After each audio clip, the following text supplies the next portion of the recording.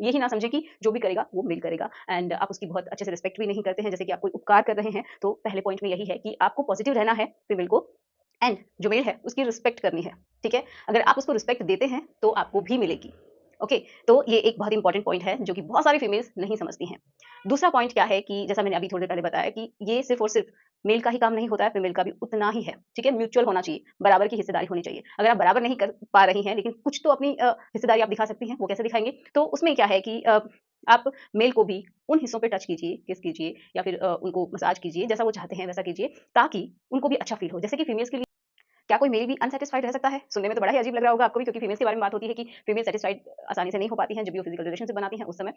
लेकिन मेल्स के लिए कितना सही है? तो ये बात बिल्कुल सही है, क्योंकि बहुत सारी ऐसी फीमेल्स हैं जो कि कुछ इस तरीके की गलतियाँ करती हैं, जिनकी वजह से जो मेल्स होते हैं वो भी अनसैटिस्फाइड ही रह जाते हैं। और ये हम बात करेंगे इसी के बारे में कि आप किस तरीके से इंप्रूव कर सकते हैं और क्या गलतियाँ हैं जो आप नहीं करेंगे। ठीक है? तो चलिए शुरुआत करते हैं आज की इस वीडियो की। सो मेरा नाम है एकता और आप देख रहे हैं बहुत ही प्यारा सा चैनल SWM एकता।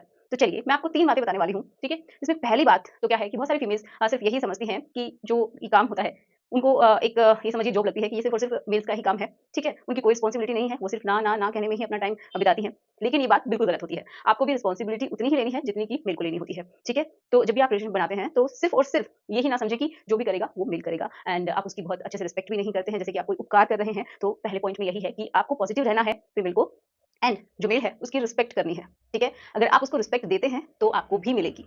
ओके, तो ये एक बहुत इंपॉर्टेंट पॉइंट है जो कि बहुत सारी फीमेल्स नहीं समझती हैं। दूसरा पॉइंट क्या है कि जैसा मैंने अभी थोड़ी देर पहले बताया कि ये सिर्फ़ और सिर्फ़ मेल का ही काम नहीं होता है, फीमेल का भी उतना ही है। ठीक है? म्यूचुअल होना चाहिए, बराबर की हिस्सेदारी होनी चाहिए। अगर आप बराबर नहीं कर पा रही हैं लेकिन कुछ तो अपनी हिस्सेदारी आप दिखा सकती हैं, वो कैसे दिखाएँगे? तो उसमें क्या है कि आप मेल को भी उन हिस्सों पे टच कीजिए, किस कीजिए या फिर उनको मसाज कीजिए, जैसा वो चाहते हैं वैसा कीजिए, ताकि उनको भी अच्छा फ़ील हो। जैसे कि फीमेल मेल्स के लिए भी होता है। तो उनके जो आप ये समझिए उनका जो बैक का हिस्सा होता है या फिर जो शोल्डर वाला हिस्सा होता है एंड चेस्ट वाला हिस्सा, नेवल वाला हिस्सा, अंडर थाइज़ और उनका जो राइट हिस्सा है, वहाँ पे अगर आप टच करते हैं या फिर किस करते हैं, ये आपकी चॉइस है, या सहलाते भी हैं, तो भी उनको बहुत अच्छा फ़ील होता है, वो अराउज़ फ़ील करते हैं एंड उनको भी ऐसा लगता है कि आपको भी अच्छा लग रहा है, आप पार्टिसिपेट कर रहे हैं। तो यही बहुत बड़ी बात होती है अगर आप इतना करते हैं तो किसी भी मेल के लिए, या फिर आप उससे पूछ सकते हैं कि उनको किस तरीके से अच्छा लगता है। ठीक है? तो इसमें भी रिस्पेक्ट तो होनी ही चाहिए एंड एक-दूसरे की सहमति भी होनी चाहिए, बाय फ़ोर्स तो कुछ भी नहीं होना चाहिए। थर्ड एंड लास्ट, जब भी आप करते हैं तो क्या करना है, जो मेल है सिर्फ़ और सिर्फ़ फीमेल को क्या लगता है कि उनकी ही तारीफ़ हो, नहीं, मेल्स की भी तारीफ़ होनी चाहिए।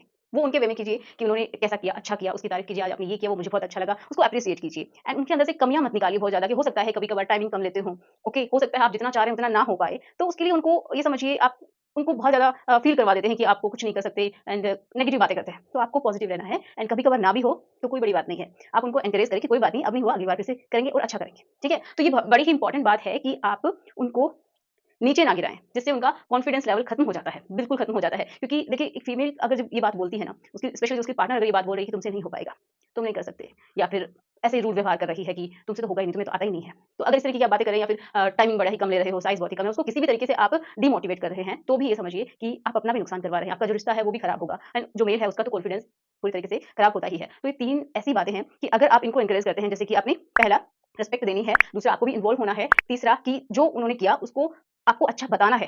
ये एक फीडबैक देना होता है, ठीक है? कि आज ये बहुत अच्छा किया एंड आगे हम ये और भी अच्छा करेंगे। जो भी आपको लगता है वैसा आप बताइए एंड उनको डिसरिस्पेक्ट आप नहीं करेंगे, ठीक है? तो अगर ऐसा होता है ना, तो किसी मेल का अगर टाइमिंग कम है या फिर साइज़ का इश्यू उनको लगता है, तो भी वो उस चीज़ को फ़ील नहीं करेंगे और बहुत अच्छे से करने की नेक्स्ट टाइम में ट्राई करेंगे। तो इसी से एक जो मेल है उसके लिए सैटिस्फैक्शन की बात यही होती है कि एक फीमेल उनको कैसा फीडबैक दे रही है।